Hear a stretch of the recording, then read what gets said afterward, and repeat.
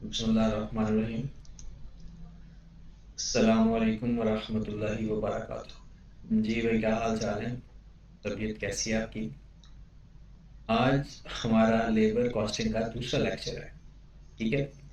और इसमें हमने जो लास्ट टाइम सीखा, मिसाल के तौर पे मैंने आपको पहले भी बताया था कि अगर आपको कोई मसला आता है ना इसमें, तो आप व्हाट्सएप में या ये पोर्टल के ऊपर भी मैसेज की ऑप्शन है, वहां पर आप मैसेज करके पूछ लिया करें, ठीक है। तो बिस्मिल्लाह करते हैं जनाब, लेबर कॉस्टिंग के दूसरे लेक्चर की तरफ चलते हैं। और इसमें हमने जो आज डिस्कस करना है, पहले हम थोड़ा सा फर्स्ट लेक्चर का रिव्यू कर लें। उसमें हमने क्या पढ़ा? हमने सीखा कि जनाब लेबर कॉस्टिंग के अंदर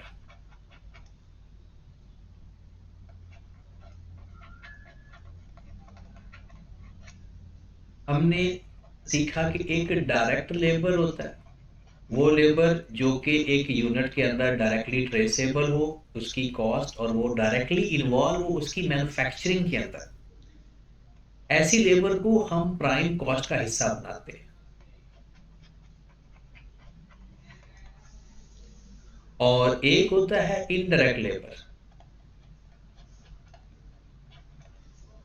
इनडायरेक्ट लेबर को हम प्रोडक्शन ओवरहेड का हिस्सा बनाते हैं। मैन्युफैक्चरिंग ओवरहेड लिख लें, प्रोडक्शन ओवरहेड लिख लें, या फैक्ट्री ओवरहेड लिख लें, जो आपका दिल करे।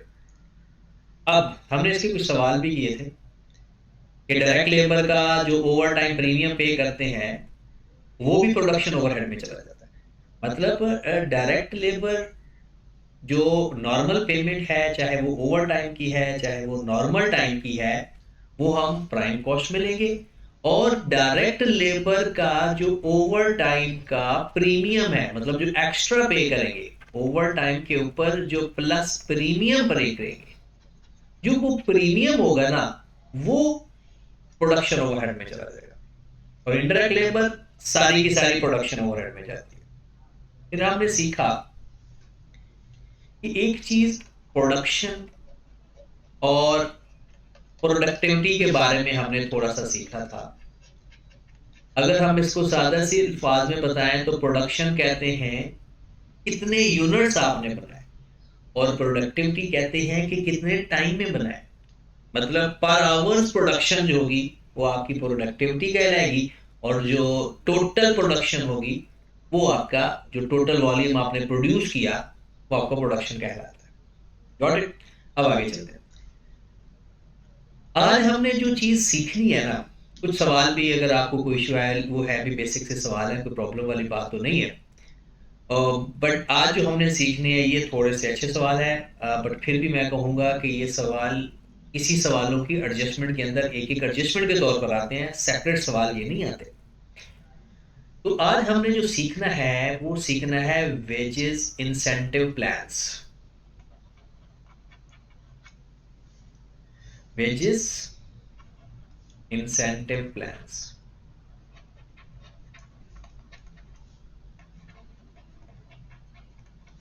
क्या मतलब है इसका? Wages incentive plans.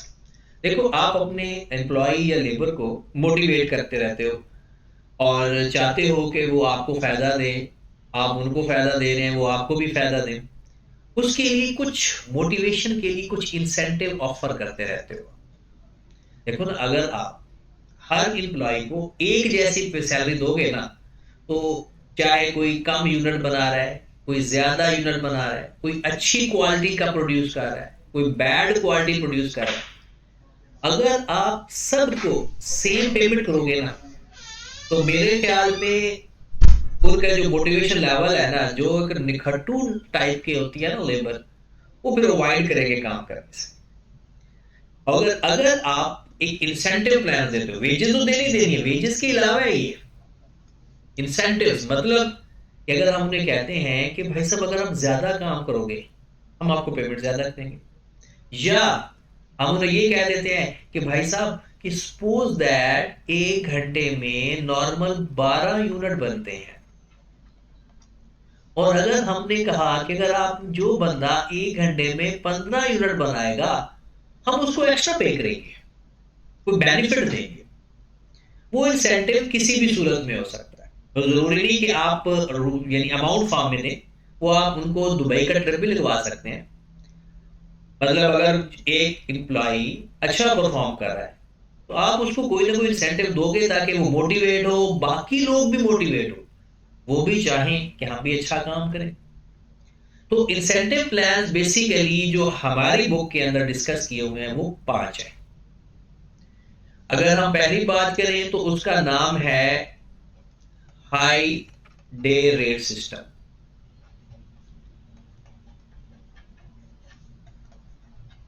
High day rate system, इसका मतलब ये होता है कि डेली बेस के ऊपर या वीकली या डेली अगर कोई अच्छा काम करता है हम उसको रेट ज्यादा पे कर देते हैं, हाई रेट पे कर देते हैं एज कंपेयर टू एवरेज या नॉर्मल।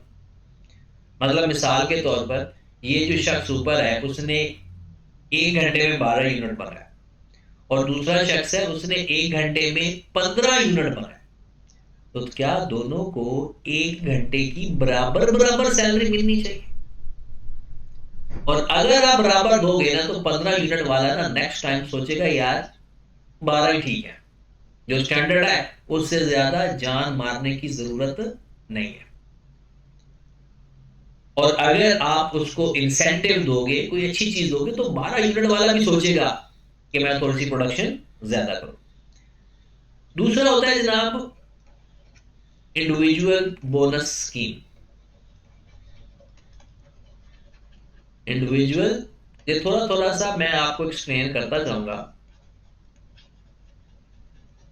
इंडिविजुअल बोनस स्कीम, आपको पता है कि आप एक प्रॉपर मॉनिटर करते रहते हो कि कौन सा इंप्लॉई या कौन सा बंदा अच्छा काम कर रहा है, अच्छा परफॉर्म कर रहा है, प्रोडक्शन भी ज्यादा कर रहा है, क्वालिटी भी अच्छी प्रोड्यूस कर रहा है, तो आप उसको फिर इंसेंटिव दोगे, बेनिफिट्स दोगे, ताकि वो तो खुद मोटिवेट हो ही हो, साथ वाले भी मोटिवेशन लें उससे। तो इंडिविजुअल बोनस स्कीम का मतलब ये होता है कि आप इंडिविजुअली किसी बंदे को मॉनिटर करते हो, 1 2 4 10 जितने भी, और उसकी परफॉर्मेंस मॉनिटर करके उसको इंसेंटिव देते हो। वैसे प्री प्लान भी होता है, प्री डिफाइंड भी होते हैं सारे बोनस। तीसरे नंबर पर आ जाता है जी group bonus scheme. Group bonus scheme, इसमें क्या होता है? ग्रुप, ये तो आपको पता चल गया होगा कि कोई एक टास्क है, वो एक बंदा नहीं बल्कि 10 बंदे मिलकर कर रहे हैं।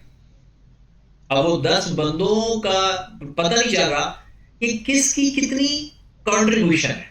मतलब हमने एक टीम है 10 बंदों की, हमने उसको काम दे दिया और उन्होंने जल्दी काम करके दे दिया या अच्छी क्वालिटी का दे दिया, तो हमने कहा जी पूरे ग्रुप को एक बोनस दे दिया। अब वो डिपेंड करता है कि वो बराबर बराबर आपस में डिवाइड करें या अपने हिसाब से वो रैंकिंग कर लें। कंपनी को इसका क्या फायदा होता है? कंपनी का जो क्लरिकल वर्क होता है ना वो कम हो जाता है। मतलब वो उसके लीडर को पैसे दे देते हैं और वो अपना जैसे मर्जी डिस्ट्रीब्यूट करे, वरना हमें क्या करना पड़ता कि अगर 10 बंदों की पहले इंडिविजुअल परफॉर्मेंस मॉनिटर करते, फिर सबकी अलग अलग कैलकुलेशन करते कितना बोनस किसको देना है। तो अब हमने क्या किया, वो पूरे ग्रुप की परफॉर्मेंस को देख के पूरे ग्रुप को ही बोनस दे दिया, जैसे मर्जी वो अपने आप को डिस्ट्रीब्यूट करे। लेकिन इसमें एक मसला वही आ जाता है कि हो सकता है 10 लोगों में 2 लोग तो बहुत ही अच्छा परफॉर्म कर रहे हो, 8 लोग निखट्टू होने की वजह से वो ये जो ग्रुप बोनस है वो अवेल ना कर सकते। और ऐसा भी होता है कि 2 निखट्टू 10 अच्छे हो गए, बोनस मिल रहा हो जिसमें से 2 को भी हिस्सा मिल जाएगा थोड़ा बहुत। तो इसके कुछ एडवांटेज डिसएडवांटेज होते हैं हर स्कीम के। चौथे नंबर पर है प्रॉफिट शेयरिंग स्कीम। ये वैसे बहुत स्किल्डफुल पर्सन के लिए होती है, प्रॉफिट शेयरिंग स्कीम। इसमें क्या होता है बोला कि हम अपने अच्छे एम्प्लॉयज को एक बेस्ट ऑफर देते हैं कि भाई साहब आज आप अच्छा काम करो, खूब मेहनत करो, जितना भी प्रॉफिट होगा उसकी कुछ परसेंटेज हम आपको दे दिया करेंगे। ये बहुत ज्यादा ये ना जो सेल्स डिपार्टमेंट के लोग होते हैं ना, ये उनको ऑफर किए जाते हैं। तो वैसे ही होते वही है कि जो बड़े स्किल्ड फुल लेबर हो, ऐसे हम हर बंदे को तो प्रॉफिट शेयरिंग नहीं दी जा सकती ना। तो इससे बहुत ज्यादा लोग मोटिवेट होते हैं और अच्छा काम करते हैं। और एक और अच्छा होता है शेयर इंसेंटिव स्कीम। ये क्या चीज है बोला? मतलब आप अपने इंप्लॉइज की परफॉर्मेंस बेस के ऊपर उन्हें शेयर दे देते हो, कंपनी के शेयर, ताकि उन्हें थोड़ी सी ऑनरशिप वाली फीलिंग है और वो अपनी ईमानदारी, अपनी जो लगन है वो और ज्यादा शो करे। तो वेजेस प्लान वैसे तो कुछ और भी हो सकते हैं, इंसेंटिव प्लान, और किसी तरह से भी इंसेंटिव दिया जा सकता है उसे, मेडिकल मेडिकेशन, उसकी रिहाइश, उसके बच्चों की एजुकेशन, बहुत सारे हैं। लेकिन जो बेसिक डायरेक्टली वो है, जो हमारे बुक में भी डिस्कस किए हुए हैं, वो ये 5 मेथड है। ठीक है, पांचों में से पहला कौन सा है? High day rate system. दूसरा कौन सा है? Individual bonus scheme, group bonus scheme, profit sharing और शेयर इंसेंटिव स्कीम।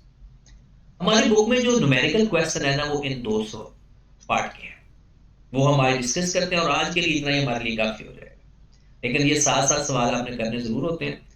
मैं इसकी फाइल भी अपलोड कर दूंगा, तो वो आपने उस हिसाब से देख लेना। ठीक है, चलिए जी, बिस्मिल्लाह करते हैं फिर। सबसे पहले कौन सा? High day rate system.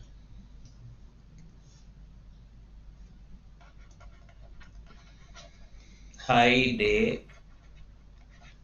Rate system. जी मेरे भाई, इसका सवाल अगर पेपर में या कोई एडजस्टमेंट आती है तो कैसे आ सकती है? क्वेश्चन से हम इसकी लर्निंग करते हैं, क्वेश्चन ही इसका लिख लेते हैं। जी, सवाल ये है कि वो कहता है कि जनाब स्टैंडर्ड है या नॉर्मल या एवरेज, कहता है standard 400 units are produced in 8 hours and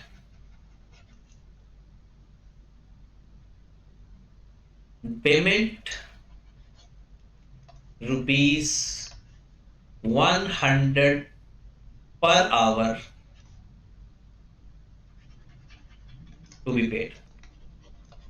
मतलब क्या है कि अगर आप 8 घंटे में 400 यूनिट बनाते हैं तो आपको 100 रुपया पर आवर्स के हिसाब से पे होगा। और साथ ही आपको एक ये भी बता दिया जाता है, एक और हाई रेट आपको ऑफर किया जाता है। वो कहता है if 500 units are produced in 8 hours, अगर 8 घंटों में आप 500 यूनिट हमें बनाकर दोगे ना, than rupees 120 per hour to be paid.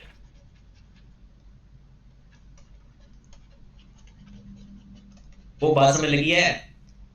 High rate का पता कैसे चला?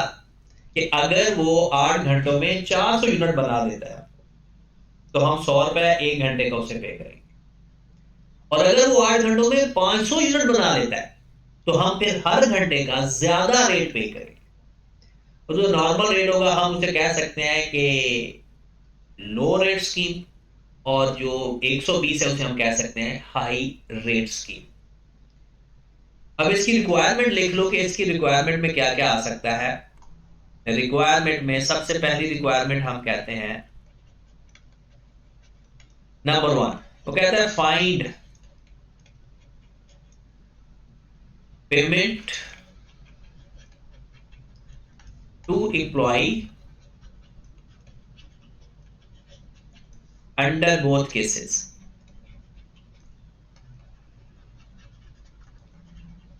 कहता है जी दोनों केसेस में आपने ये बताना है कि एम्प्लॉय को कितने पैसे पे किए। ठीक है, और दूसरे नंबर पर कहते हैं find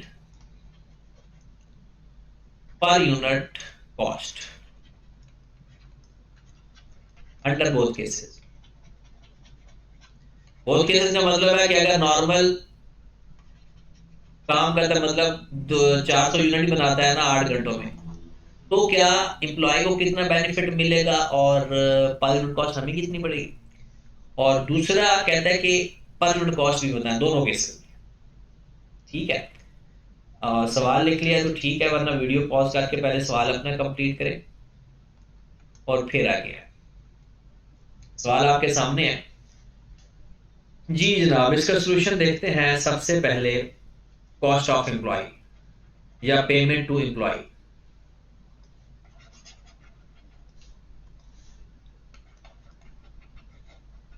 payment to employ, employ को हम क्या पे करते हैं? सबसे पहले लो रेट बेसिस, मतलब अगर वो 8 घंटे में ना 400 यूनिट बनाता है, तो अब हम हर घंटे का उसे कितना पे करेंगे बताओ? 100 रुपया। 8 घंटे उसने काम करना है और हर घंटे का 100 रुपया देंगे, तो उस भाई साहब को 800 रुपया उस दिन का मिल जाएगा। बट अगर वो हाई रेट लेगा, तो इसका मतलब है हाई रेट बेसिस के ऊपर काम तो उसने 8 घंटे किया है, लेकिन यूनिट कितने बनाए? 500। ऊपर वाले ने कितने बनाए? 400। तो इसको हम 120 रुपए के हिसाब से पे करेंगे। तो अगर 120 लेंगे तो कितना बनता है? 960। हमने देखा, अगर दो एम्प्लॉय डिफरेंट है, एक 8 घंटे में 100 यूनिट बनाता है, सॉरी 400 यूनिट बनाता है, दूसरा 500 बनाता है, तो कौन बंदा ज्यादा घर में पैसे लेकर जाएगा? ऑब्वियसली जिसने ज्यादा काम किया। हालांकि काम उसने भी 8 घंटे किया है, लेकिन इसमें यह भी ख्याल रखना होता है कहीं क्वालिटी कंप्रोमाइज ना हो जाए, क्वालिटी भी मेंटेन रखनी है। तो ये कॉस्ट ऑफ एम्प्लॉय आ गई, यानी जो एम्प्लॉय को हमने पे किया है। फिर वो कहता है कि आप ऐसा करो कि मुझे पर यूनिट लेबर कॉस्ट भी फाइंड करके दो, दोनों केसेस में। तो लो रेट बेसिस के ऊपर हमने टोटल कितने पैसे पे किए? 800, ये जो ऊपर लिखा हुआ है। और इसके बदले उसने यूनिट हमें कितने बना के दिए? यानी जितनी हमें कॉस्ट पड़ी लेबर की, डिवाइडेड बाय उसमें कितने यूनिट बन गए, डिवाइड करेंगे, आंसर आ जाएगा 2 पर यूनिट। कैलकुलेटर आप अपना निकाल लें। और हाई रेट सिस्टम की बात अगर करें, हाई रेट बेस के ऊपर, तो हमने कितने पे किए थे? 960, लेकिन उसके बदले यूनिट कितने बनाए थे उसने? 500। तो करें जरा, 960 को 500 पे डिवाइड कर दें, तो आपका आंसर कितना आ रहा है? 1.9। अगर आप सारे गौर से देखें कि इस सिस्टम बोन इंसेंटिव स्कीम के अंदर क्या एम्प्लॉय को कोई फायदा हुआ? ऑब्वियसली फायदा हुआ, उसको 160 रुपए एक्स्ट्रा मिला। या कंपनी को फायदा हुआ? वो तो 120 रुपए पर आवर पे पे कर रही है, कंपनी को भी तो फायदा हुआ है। पहले उसे 2 रुपए पर यूनिट कॉस्ट पड़ रही थी, अब उसे 1.92 पर यूनिट कॉस्ट पड़ रही है। लेकिन ये कंपल्सरी नहीं है कि बोनस में हमेशा ही फायदा हो, पर यूनिट में ऊपर नीचे हो सकता है, कोई परेशानी वाली बात नहीं है। बट अगर हम कैलकुलेशन करें तो इस गिवन सिनेरियो में कंपनी को भी और एम्प्लॉय को भी, दोनों को फायदा हो रहा है। तो जैसे एक सीए का स्टूडेंट बहुत अच्छा पढ़ता है, बहुत अच्छा, पूरी पूरी ईमानदारी के साथ, और जल्दी जल्दी पास हो जाता है, उसको तो फायदा हुआ ही हुआ है। उसके माँ बाप को बहुत खुशी होती है, मतलब उनके माँ बाप की ना जिंदगी डबल हो जाती है, मुझे तो लगता है। और टीचर्स को भी बहुत खुशी होती है, यकीन जाने। इतना दिल खुश होता है जब आप लोग पास हो जाते हो, स्पेशली सीए वाले स्टूडेंट पास हो जाए, तो जैसे आपके पेरेंट्स फख्र महसूस करते हैं ना, बिल्कुल टीचर का दिल भी बाग बाग हो जाता है। और अगर सिर्फ आप सही ना पढ़ो ना, तो फिर एक परेशानी बन जाती है आपके पेरेंट्स के लिए भी। और टीचर्स कुछ कहता तो है नहीं, बट फील होता है किसी जगह पर कि इसको पास हो जाना चाहिए था। तो इसलिए आप मेहनत किया करो बहुत ज्यादा। टीचर सारे के सारे ना बड़ी एफर्ट करते हैं आपके ऊपर। वो बिल्कुल ऐसा ही है जैसे पहले जब हम नहीं पढ़ाते थे तो ऐसी फीलिंग नहीं आती थी। जब से पढ़ाना शुरू किया है ना, तो सब सब सच्ची बात है, औलाद से ज्यादा प्यारे लगते हो आप लोग, और खास तौर पर आपकी कामयाबी। अल्लाह ताला आप लोगों को हमेशा कामयाब करे। चलिए एक और सवाल करते हैं, थोड़ा सा सवाल का सिनेरियो मैं चेंज करता हूँ। इसी का सवाल करते हैं, 2 सवाल इसके कर लेते हैं और फिर दूसरे के भी स्कीम के 2-2 सवाल कर लेते हैं। दूसरा सवाल लिखिएगा ज़रा। हाँ जी, क्वेश्चन नंबर 2 हमारा है, इसी तरह के ये क्वेश्चन और कर लेते हैं। सपोज दैट नॉर्मल प्रोडक्शन हमारी है जनाब 1000 units in 40 hours and payment is rupees 500 per hour. Okay, और अगर if 1200 units are produced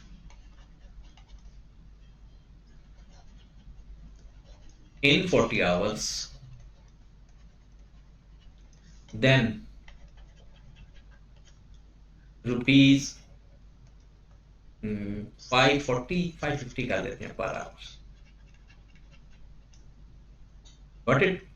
एक चीज और भी ऐड कर देते हैं, प्रोडक्शन ओवरहेड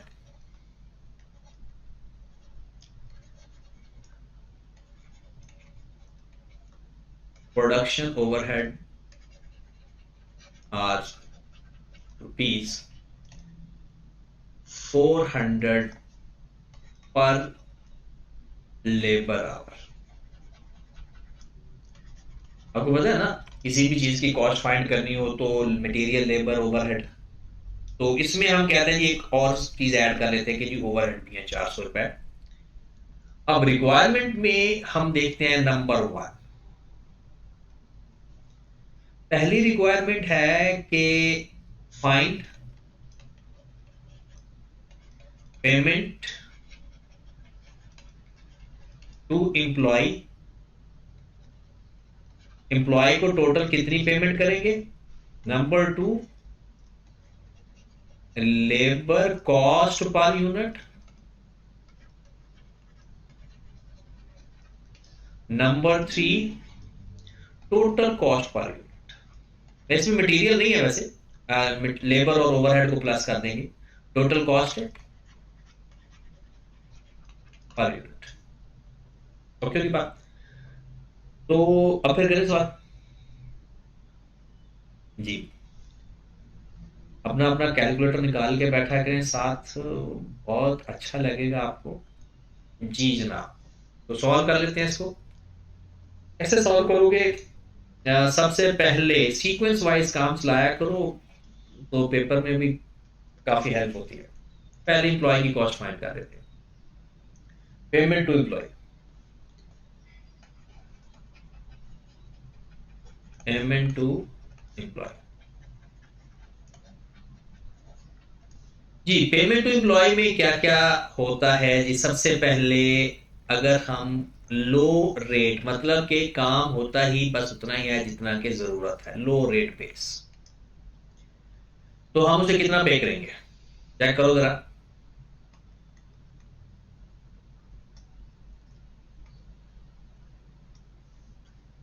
अगर वो 40 घंटों में 1000 यूनिट बनाता है तो हम उसको एक हर घंटे के बदले 500 रुपए पे करेंगे। और अगर वो 1200 यूनिट बना लेगा तो हम उसको 550 हर घंटे का पे करेंगे, मतलब हर घंटे के बदले 50 रुपया ज्यादा पे करेंगे। ठीक होगी बात। तो आओ जरा, लो रेट बेस के ऊपर 40 घंटे काम अगर वो करता है और हर घंटे का रेट क्या है 500 रुपये, तो टोटल हम उसे कितना पे करेंगे 20,000। और अगर वो 40 घंटे काम करे बट हाई रेट पे करे, हाई रेट से क्या मुराद है कि वो यूनिट ज्यादा बना रहे, तो फिर हर घंटे का हम उसे कितना पे करेंगे 550। कितना बन गया जरा, 40 मल्टीप्लाइड बाय 550, 22,000 जी। तो ज्यादा यूनिट बनाने वालों को कोई बेनिफिट कंपनी ने दिया?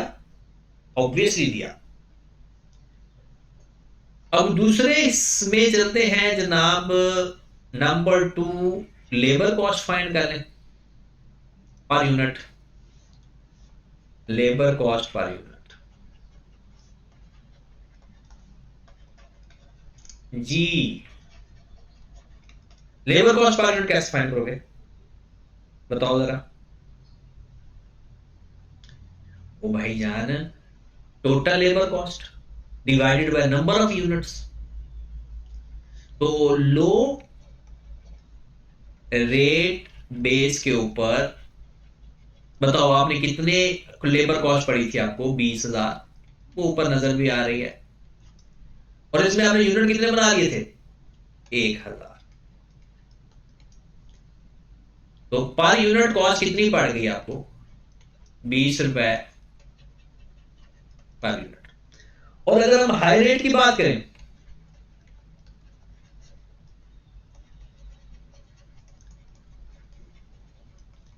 तो 22,000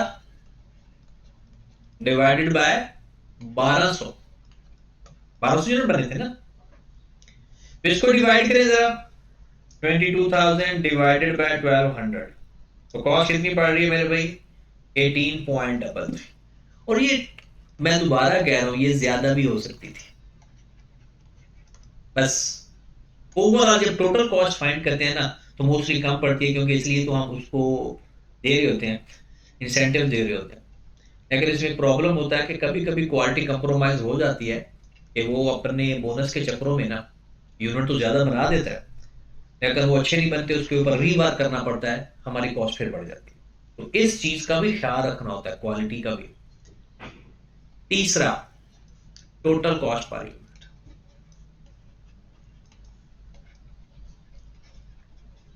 तो आप सोच रहे होंगे कि ये तो सर ने बताया नहीं। वो भाई साहब ये कर सकते हो, अब आप बड़े हो गए हो। जितनी लेबर कॉस्ट लगी है वो तो लगी है दोनों सिस्टम में। अब आपने ओवरहेड का भी देना है। और ओवरहेड कितना है? 400 रुपए पर आवर है या 200 रुपए पर आवर है? 400। मतलब जितनी लेबर आवर काम करेगी हर घंटे का 400 ओवरहेड आएंगे। लो जी, आ जाओ फिर लो रेट बेस के ऊपर।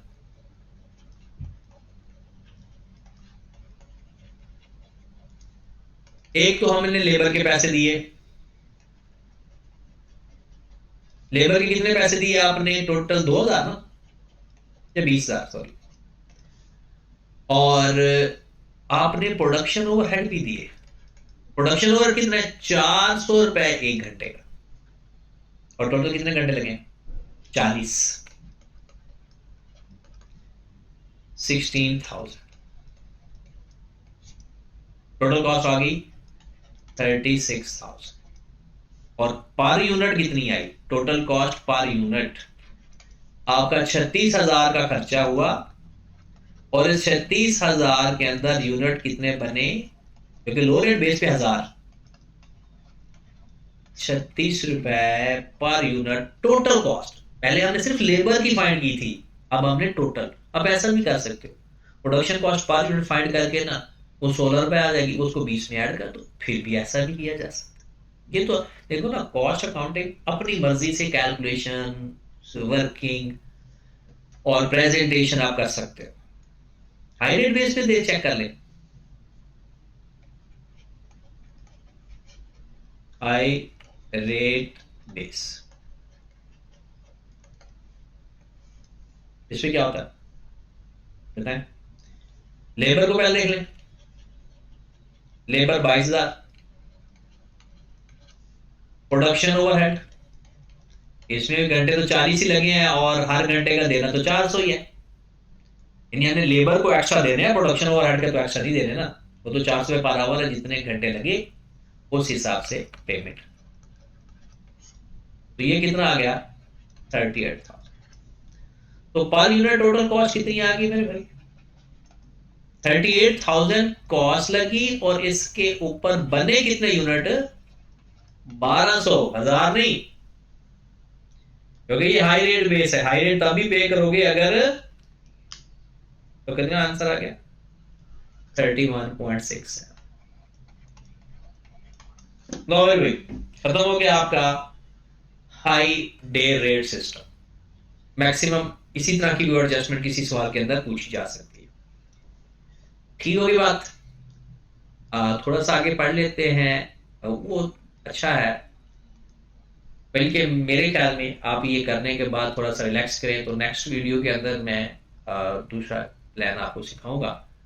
आपने ऐसा करना है कि अपनी बुक में से ये पढ़ लेना एक दफ़ा, ठीक है, और मैं आपको एक क्वेश्चन भी शेयर करूंगा, वो क्वेश्चन भी आपने करना है। ठीक होगी ना।